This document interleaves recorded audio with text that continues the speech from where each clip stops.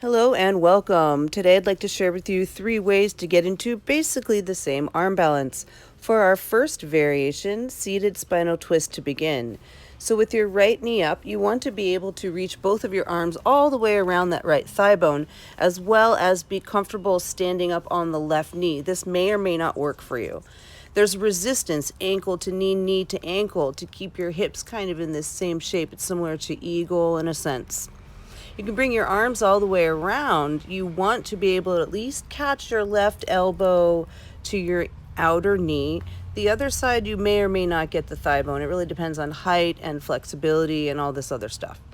You're keeping the resistance ankle to knee as you bend the elbows with your hands on the ground and start to do a little counterweight, lifting your legs up.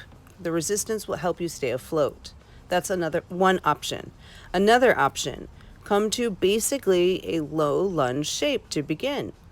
Standing up on the left knee, you'll take your arms all the way around your right thigh bone. And again, you got to get your elbow around and then tuck the back toes and lift the knee up. You have to have a little bit of height to get into this one. And you might be able to extend the legs, one this way, one extended backwards, right? That's another option.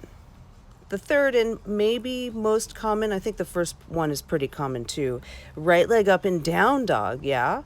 Bring your right knee all the way over to the left elbow.